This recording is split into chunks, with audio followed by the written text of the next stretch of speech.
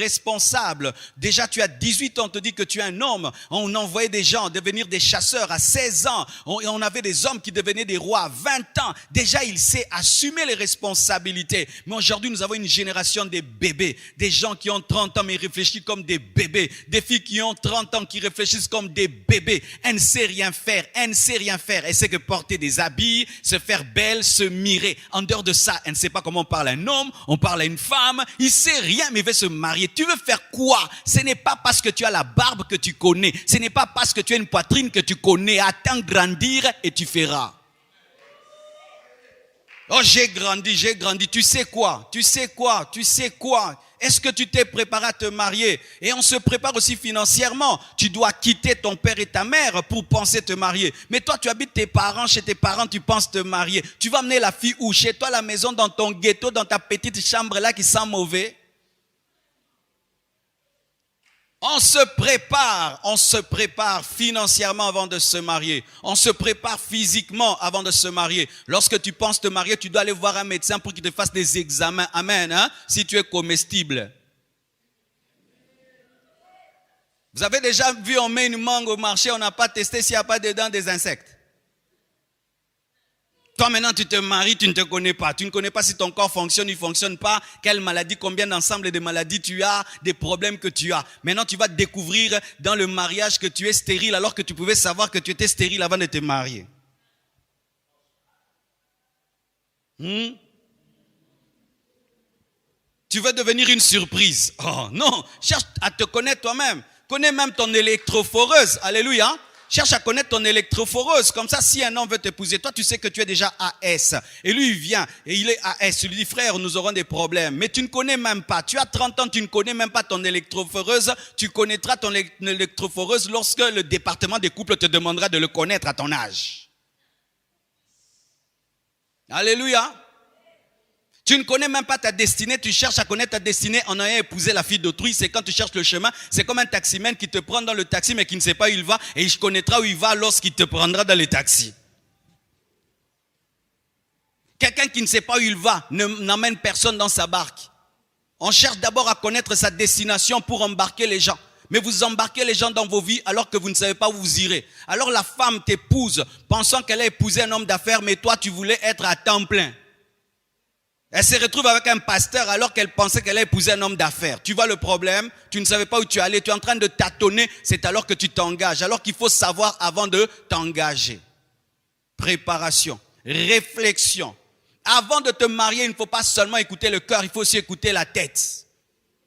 Les gens spirituels qui parlent trop en langue, ils pensent que lorsqu'on est né de nouveau, on a maintenant l'enlèvement du cerveau. Comme si Dieu, en venant dans la vie des chrétiens, enlève la capacité de réfléchir. Je vais épouser cette fille. Est-ce que j'ai la capacité de la nourrir? Il faut se poser cette question.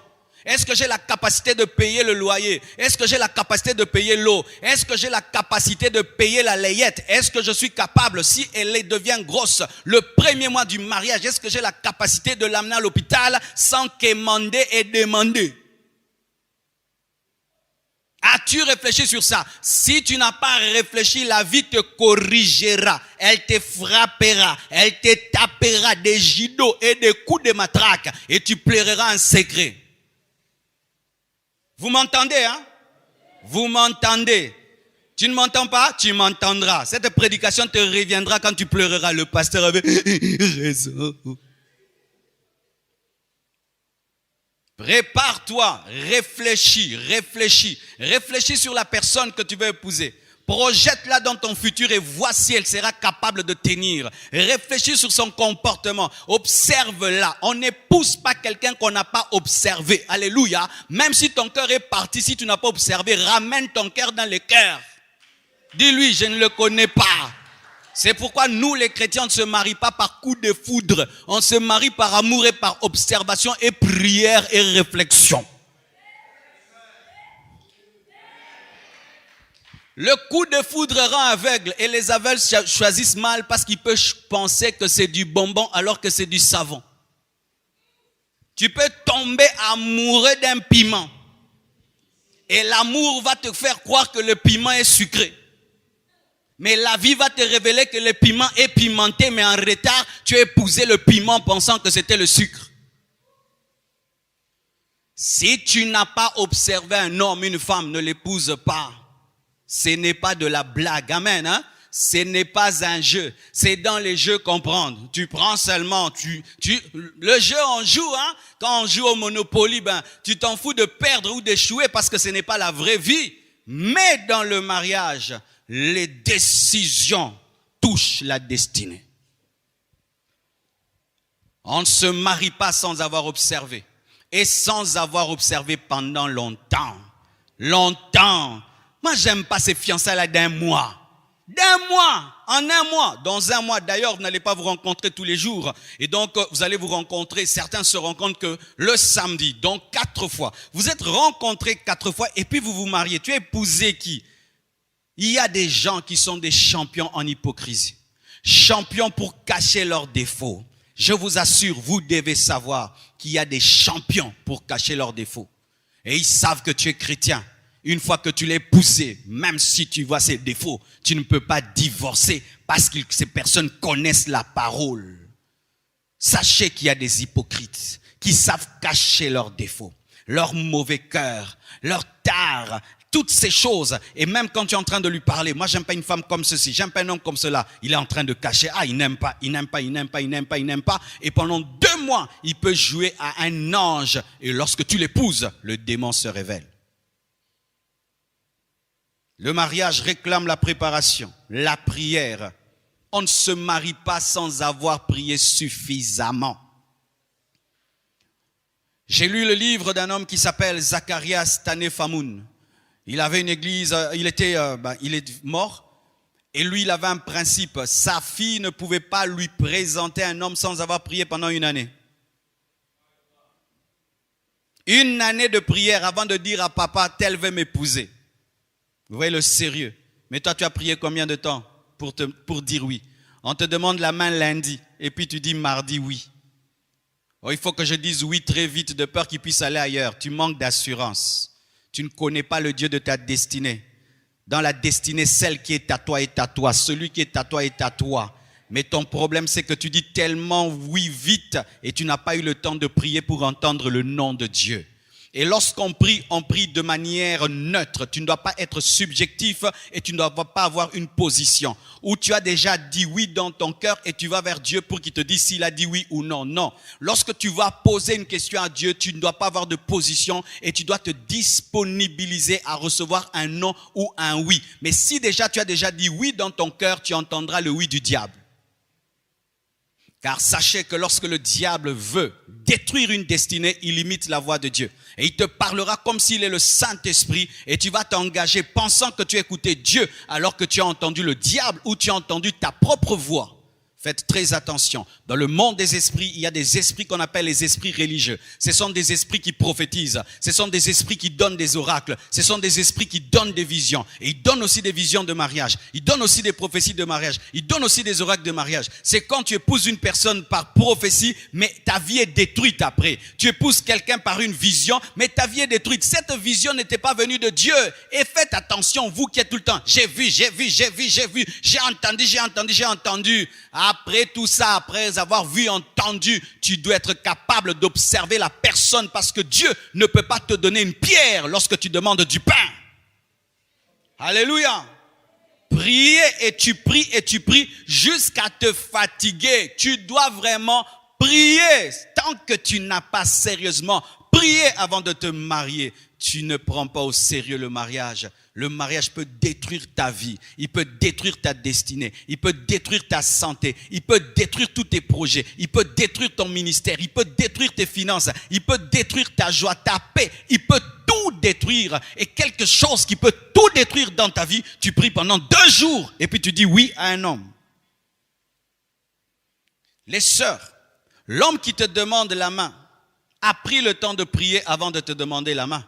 Mais les hommes, lorsqu'ils ont prié pendant longtemps avant de demander la main, lorsqu'ils vont vers les femmes, ils leur donnent que 2 jours ou 1 semaine. Lui, il a eu des mois et des mois pour prier, pour t'observer. Mais lorsqu'il vient vers toi, je te donne 1 semaine. Ça, c'est un égoïste spirituel. Alléluia. Autant il a eu tout le temps. Toi aussi, tu dois avoir tout le temps. Alléluia. Donne-moi tout le temps. Il s'agit d'un engagement sérieux. Alléluia. d'un engagement sérieux. Même des fois pour prendre la décision d'étudier quelque part, la décision de voyager quelque part, les gens prennent 1 mois ou 2 mois pour réfléchir. Mais quand il s'agit du mariage, les gens prennent 2 jours, 3 jours. Vous ne prenez pas au sérieux le mariage. Alléluia. Pourquoi le mariage n'est pas un jeu? Parce qu'il n'est pas accompagné que de joie, mais aussi de peine. Vous devez le savoir, mes frères et sœurs. Chers célibataires, le mariage n'est pas accompagné que de joie. Le mariage est aussi accompagné de peine. Je me souviens quand j'ai épousé mon épouse Blanche, nous avons quitté l'hôtel et après l'hôtel, nous rentrons à la maison. Elle tombe gravement malade. La même nuit, je l'amène à l'hôpital. Donc, j'ai quitté la lune de miel directement. Je suis allé à l'hôpital. J'étais au chevet de ma femme. Donc, à peine marié, je me retrouvais à l'hôpital avec ma femme. C'était quoi? Il y a eu des temps de joie. Il y a aussi des temps de peine. Donc, Dieu voulait déjà m'équilibrer dès le départ que dans le mariage, il y aura des joies, il y aura des peines. Un enfant naît, quand il naît, on vous dit qu'il est malade. Et vous devez être là pendant 1 mois. Vous allez à l'hôpital. Docteur, comment ça va? Docteur, comment ça va? Docteur, comment ça va? Docteur, comment ça va? Docteur, comment ça va? Et ta femme est enceinte. Le jour, elle doit accoucher. Et puis, on vient te dire, il faut la césarienne. Et c'est toi qui dois décider qu'il faut une césarienne. Ça, c'est aussi les peines du mariage. Vous qui regardez que des films avec des violons, avec des pianos. Oh, il y a aussi l'accouchement.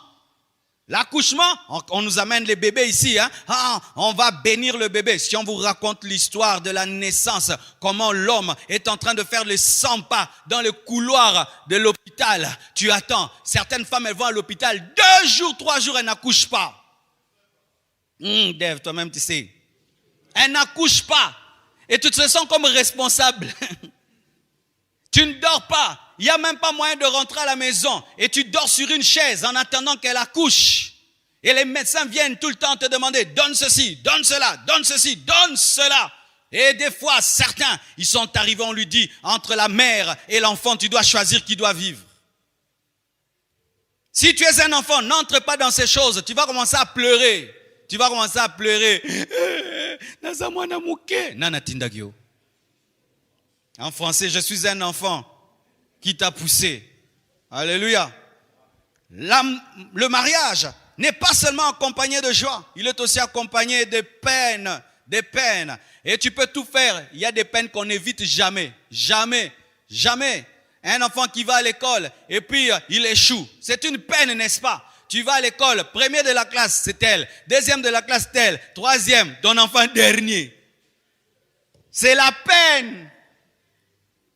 Alléluia. La peine d'éduquer un enfant, d'éduquer une fille, de la protéger des hommes bizarres.